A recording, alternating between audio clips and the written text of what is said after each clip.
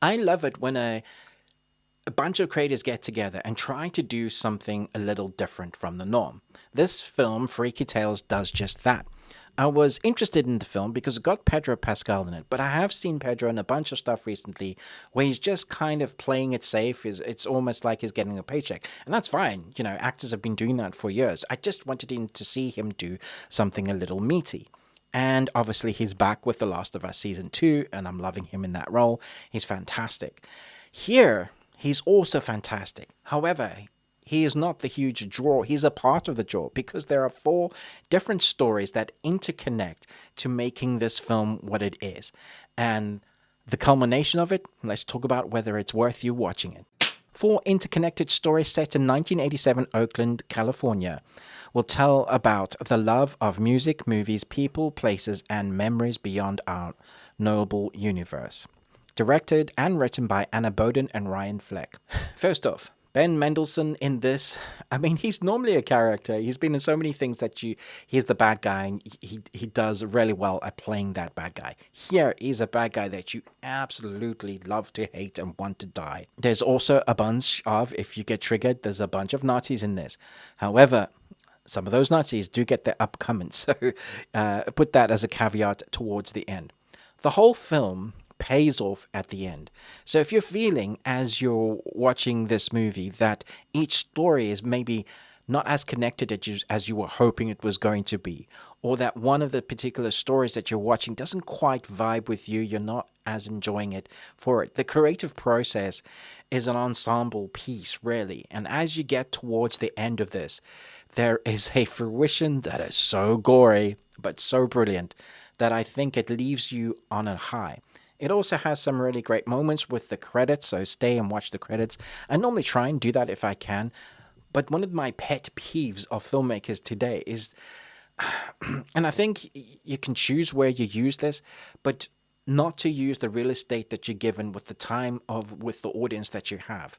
The credits or the intro and not doing anything with that. Wasting that time of 2 minutes of the credits at the beginning. I've seen films of late being creative with this. And this film does that at the end. So I just kind of wanted to mention that. When creators get together and are creative and know that there are some viewers that are still watching at the end, you can leave them with something a little bit more.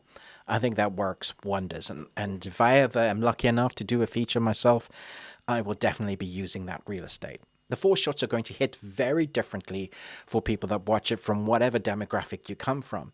There's going to be something for you to like. The first shot is in a different aspect ratio and is reminiscent of something like The Warriors.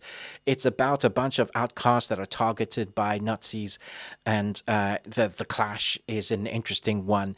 There's a use of an almost magical element that is superimposed on the screen throughout the four episodes, somewhat like what Scott Pilgrim does.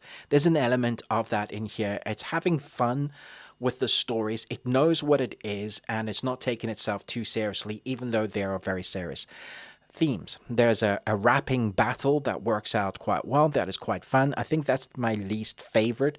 Not because it wasn't acted well, just because I didn't quite relate it to that. Didn't quite hit as hard as, say, something like 8 Mile, although the 8 Mile had a whole film to do that.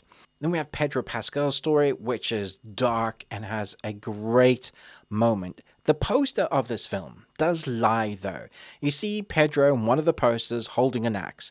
Let me just say up front that he's holding the axe at the end of the movie. He doesn't do anything with the axe. So that is a little kind of, oh, Pedro swinging an axe going all crazy. It's a red herring or it's a lie. You choose. Once you've seen it, you'll understand. But I loved his story. But his story wasn't even my favorite. And that story is the last one about a basketball player who goes full Kill Bill in this episode, and you are totally with him for it. You understand why he does do it, and like rock on.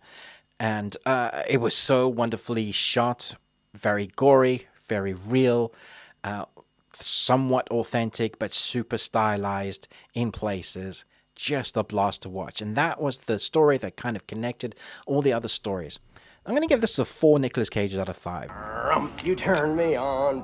I thoroughly enjoyed this, even though it is a little bit long in the tooth. Some of the episodes could have been trimmed slightly down. I felt little connection to that second story, as I mentioned, but once it's connected, you understand how it works into the larger whole, the creative process that this film is. It dares to be different in amongst a plethora of thousands of films that are released all the time, just releasing the same schlock. You know, when Netflix releases a movie every Friday and spends 200 or 320 million, and that film isn't even half interesting, we get creators like this that dare to be different. And I really urge people that you give this a go at the cinemas or when it comes to VOD. I think here in the UK, it's coming out this Friday. I know it's out in the States already. I think has been for a week or so. But definitely check it out. I thought this is at least worth a one-time watch. I'm probably gonna own this. I think I want to own it and watch it again a number of times. Thanks so much for watching, but most of all, until next time, remember, live long and Tuesday.